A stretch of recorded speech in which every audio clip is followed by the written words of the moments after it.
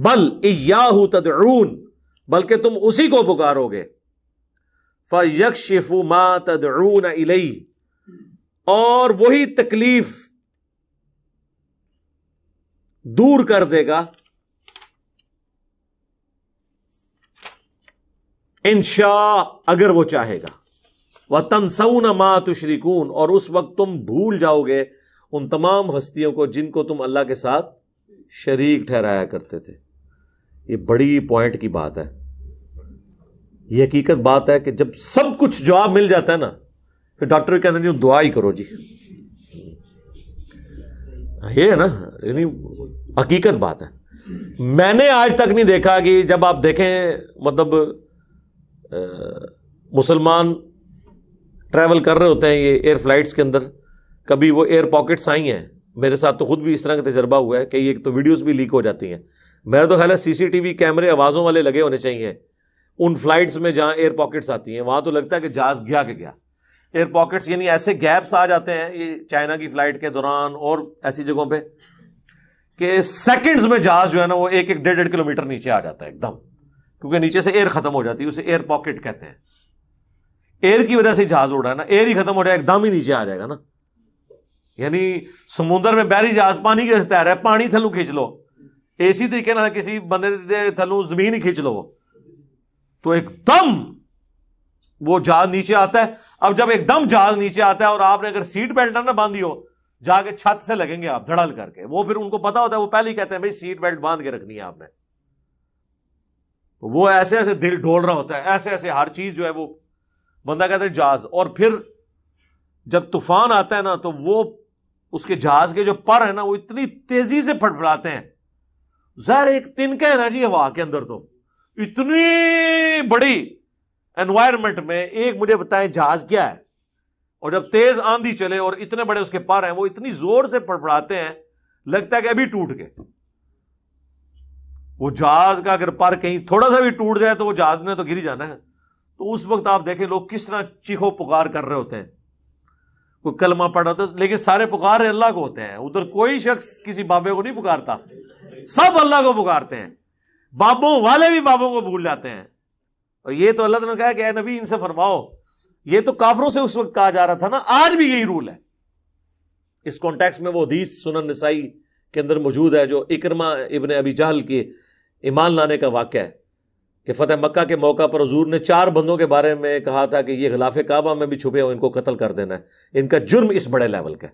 ان میں سے ایک اکرمہ بن ابی جہل تھے، ابو جہل کے بیٹے۔ تو یہ بھاگ گئے جان بچا کر، سمندری کشتی میں بھنور آ گیا، کشتی ڈوبنے لگی، وہ بت پرست بھی سارے اللہ کو پکارنا شروع ہو گئے۔ تو اکرمہ نے کہا کہ یہاں تم اپنے ان بتوں کو کیوں نہیں پکارتے ہو؟ ہائے ہائے ہائے ہائے۔ تو وہ کہنے لگے کہ ادھر صرف اللہ ہی کام آتا ہے۔ یہ ان کو بھی پتا تھا اس بات، اور ان کا تجربہ تھا کہ اللہ سے مانگتے ہیں اللہ تو پھر اللہ ہے نا جی، اور رحم کھاتا ہے پھر مہلت دے دیتا ہے۔ تو انہوں نے کہا کہ یا اللہ اگر آج تو نے مجھے بچا لیا نا تو میں تیرے نبی کے ہاتھوں میں ہاتھ دے کے اسلام قبول کر لوں گا، آج ایک آخری چانس مل جائے۔ بس اللہ نے دے دیا، قسمت میں ہدایت لکھی ہوئی تھی۔ کشتی بچ گئی، واپس آئے چھپتے چھپاتے، کیونکہ یہ بھی خطرہ تھا مارے نہ جائیں، حضور کے پاس پیش ہوئے۔ اب دیکھیں نبی علیہ السلام نے قتل کا فتویٰ جاری کیا ہوا ہے، شفقت یہ ہے، ٹھیک ہے جی۔ یہ ہوتے تو کہتے ایک ہی سزا سر تن سے جدا، اور جس کو نبی کہہ رہے ہوں کہ ان کو غلاف کعبہ میں نہیں چھوڑنا، پیچھے تو کوئی بات ہی نہ رہ جاتی۔ اللہ کے نبی کے پاس آئے گا یا رسول اللہ معافی، اسلام قبول کر لیا اور اسلام کے مجاہد بن گئے۔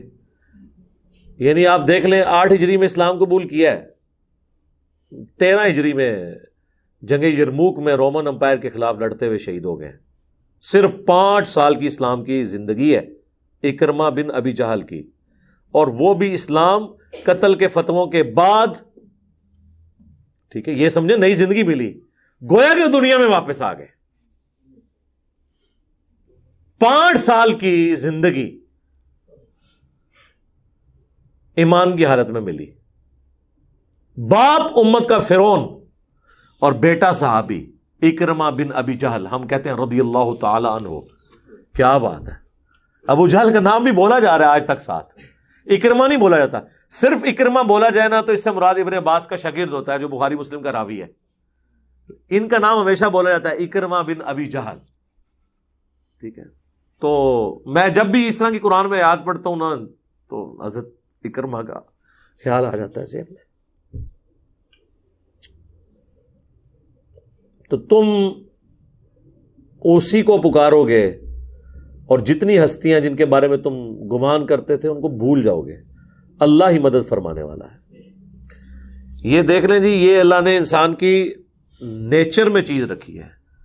یہ بابوں کا آپ لوگوں کو پڑھا رہے ہوتے ہیں نا, جو ایک چھوٹا بچہ ہے نا کسی بھی فرقے کا, اس پہ جب بھی کوئی مشکل آئے گی نا, اگر مسلمان کے گھر وہ بچہ پیدا ہوا ہے تو وہ اللہ ہی کو پکارتا ہے, جب تک کہ آپ اس کو یہ بتا نہ دیں کہ ٹیکا لگن لگے تو یا شیخ عبدالقادر جیلانی پڑھ, وہ تکیے نا ویڈیو, وہ بچے نے پڑھایا ہوا ہے. ادروائز بچے تو سیدھے سے سوال کر لیتے ہیں نا. آپ جن بزرگوں کے بارے میں بڑے بڑے کلیم احترام کیے ہوئے ہیں تو بچے تو سیدھے سے سوال ان کے بارے میں کر لیں گے. آپ لوگوں نے کبھی سوچا بھی نہیں ہوگا کہ آپ سے کوئی ایسا پوچھ سکتا ہے. ٹھیک ہے, میں آپ کو اپنا بتاتا ہوں. ہم اسلام آباد میں جب گھر بنوا رہے تھے نا تو ہم نے جو مستری لگایا تھا نا وہ کرسچن تھا, پروٹیسٹنٹ کرسچن جو ہے نا وہ بدعات اور اس طرح چیزوں میں نہیں پڑتے ہیں. بت وغیرہ یہ جو آپ کو عیسیٰ علیہ السلام کا بت اور مریم سلام اللہ علیہا کا بت ملتا ہے نا, یہ سب کچھ کیتھولک کے اندر ہے. وہ پروٹیسٹنٹ, ان کو وابی کہتے ہیں. عیسائی اپنے اندر وابی کہتے ہیں پروٹیسٹنٹس کو. حالانکہ ان کا شرک بھی بہت ہو رہی ہے, وہ حضرت عیسیٰ کو خدا مانتے ہیں ڈائریکٹ. وہ کہتے ہیں یہ 2 in 1 ہے, لیکن عیسیٰ علیہ السلام کا بت نہیں بناتے, کوئی شبیہ نہیں, کوئی اس طرح کا معاملہ نہیں.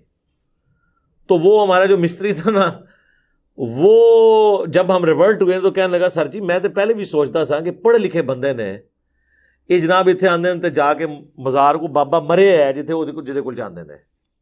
خیر وہ ہم بھی سجدہ کرنے تو نہیں جاتے تھے, لیکن وہ کہتا تھا کہ کیا کسی کو کیا دے سکتے ہیں.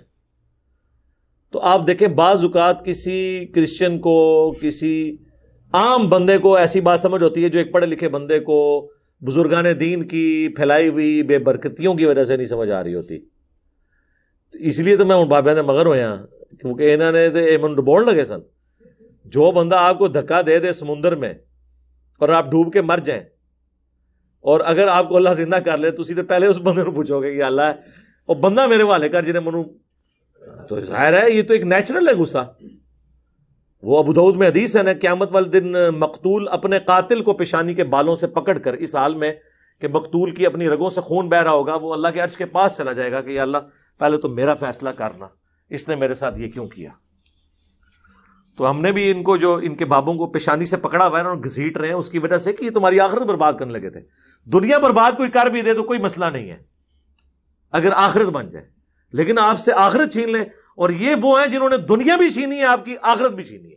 نہ آپ کا مال چھوڑا, نہ عزت چھوڑی, جب موقع ملے عورتیں بھی نہیں چھوڑتے, آخرت تو چھینی ہے.